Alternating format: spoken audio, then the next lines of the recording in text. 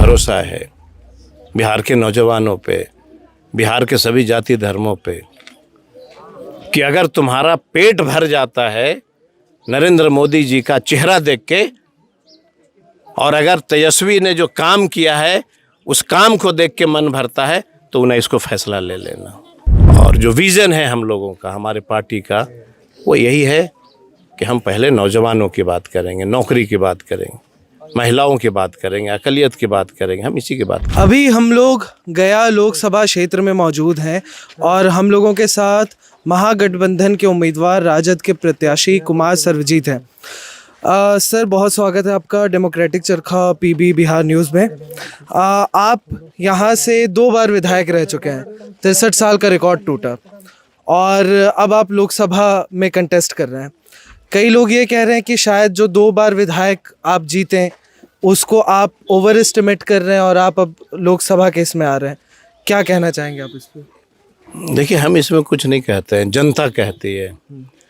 और जो मैं चलता हूँ तो जनता की जो हुजूम होती है, ये जनता ने तय कर दिया कि जो नौकरी की बात करेगा वोट उसी को मिलेगा, जो नौजवानों की बात करेगा वोट उसी को मिलेगा, जो आशा की दीदी की बात करेगा वोट उसी को मिलेगा, आंगनबाड़ी की दीदी की जो बात करेगा उसी को मिलेगा, जीविका की दीदी को जो बात करेगा उसी को मिलेगा, जो गरीब गुरबा की बात करेगा वोट उसी को मिलेगा। और मैं घूम रहा हूँ और जन सैलाब लोग, आप देखते हैं जब मैं निकलता हूँ तो पूरे इलाके के लोग साथ हो लेते हैं। तो ये एक तरह से यूँ कह लीजिए कि अगर जो व्यक्ति जनप्रतिनिधि होता है और जनता के काम करता है तो उसका प्यार और स्नेह वही होता है। आप सर, आपने कई पोर्टफोलियो संभाला, आप कृषि मंत्री भी रहे जब सरकार थी महागठबंधन की बिहार में, और इसके अलावा आपका इंजीनियरिंग का भी बैकग्राउंड रहा है, बीआईटी से आपने इंजीनियरिंग की है। तो कहीं ना कहीं जो बेरोज़गार युवक हैं अभी के वक्त में, आप उनको रिलेट कर सकते हैं उनके साथ। तो ऐसे में आपका गया लोकसभा के जो ख़ास तौर से बेरोज़गार युवक हैं, उनको लेकर क्या आपका रोड मैप है? देखिए, सबसे पहले तो मैंने किसानों के लिए बहुत बड़ा काम किया। गया जिला में 350 करोड़ का सेंटर ऑफ एक्सीलेंस मैंने दिया। 12 चट्टी में 150 करोड़ का हमने दिया सॉइल कंजर्वेशन का सेंटर ऑफ एक्सीलेंस।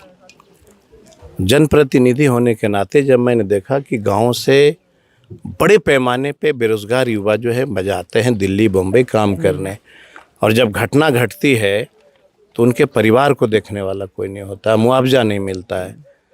तो पहली बार मैं इस ज़िले में क्या किया कि L&T ऐसी कंपनी से हमने बात किया, और L&T को मैं ज़मीन पर उतारा और मैंने कहा कि हर पंचायत में शिविर लगाओ और जो नौजवान बच्चे हैं उसको L&T में नौकरी दो। और जब L&T का शिविर लगवाया तो L&T कंपनी में 8000 से ऊपर हम अपने इलाका से, अपने विधानसभा से नौजवानों को भेजा। अब भगवान न करे कोई घटना अगर होती है तो L&T ऐसे कंपनी तो परिवार को मुआवजा देती है। तो सही दिशा क्या हुआ, अच्छे स्थान पे उसको हमने पहुंचाने का काम किया। किसानों के लिए जब सेंटर ऑफ एक्सीलेंस बन के तैयार हो जाएगा तो आप मोटे अनाज की खेती के लिए समझ लीजिए कितने उत्तम किस्म के बीज मिलेंगे किसानों को।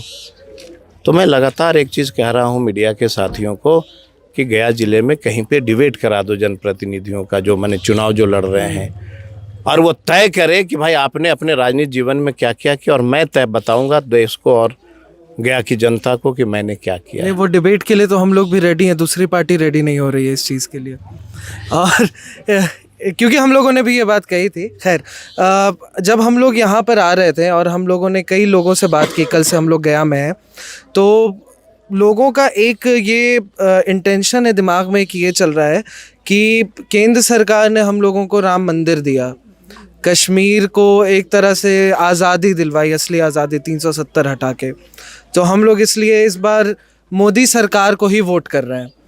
आप जो बात कह रहे हैं किसानों की या नौजवानों की, वो शायद ठीक से वो एक कम्युनिकेट नहीं हो पा रहा है, तो वो इनको आप कैसे टैकल करेंगे?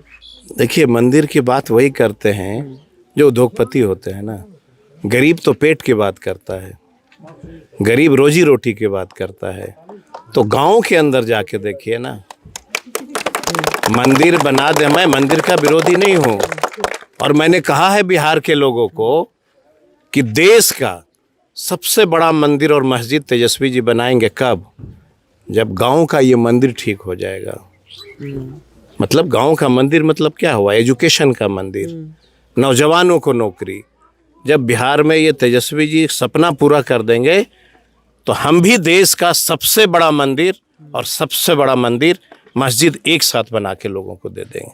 लेकिन जो सपना है नौजवानों का, रोजगार, नौकरियां, पेट, इसके बारे में चिंता करनी पड़ेगी। और जो विज़न है हम लोगों का, हमारे पार्टी का, वो यही है कि हम पहले नौजवानों की बात करेंगे, नौकरी की बात करेंगे, महिलाओं की बात करेंगे, अकलियत की बात करेंगे। हम इसी की बात करते हैं। आपने सर पार्टी के विजन की बात की। पार्टी आरजेडी का एक और आइडियोलॉजी रहा है बहुत शुरू से, वो है कि किस तरीके से कम्युनल एंगल को निपटा जाए।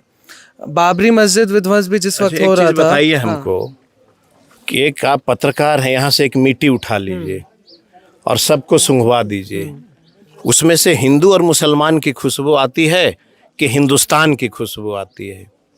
नहीं, हमको तो हिंदुस्तान की ही आती है। आएगी तो फिर नफरत क्यों?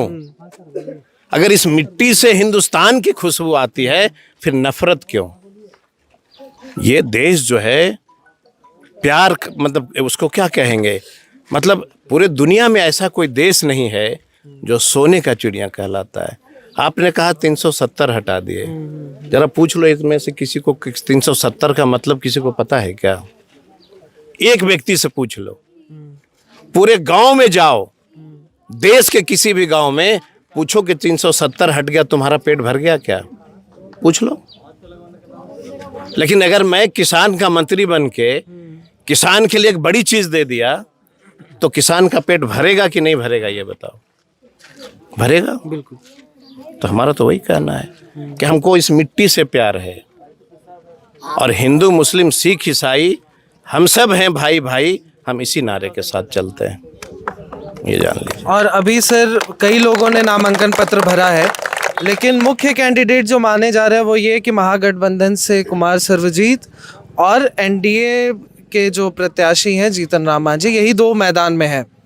लेकिन कहीं ना कहीं लोगों के दिमाग में ये चल रहा है कि हर सीट पर प्रधानमंत्री के चेहरे पर ही चुनाव लड़ा जा रहा है। तो कहीं ना कहीं क्या गया में भी ये वजह क्या? क्योंकि ये बार बार प्रमोट किया जा रहा है कि हम लोग प्रधानमंत्री के चेहरे पर ही वोट मांग रहे हैं। ये प्रोपगंडा क्यों?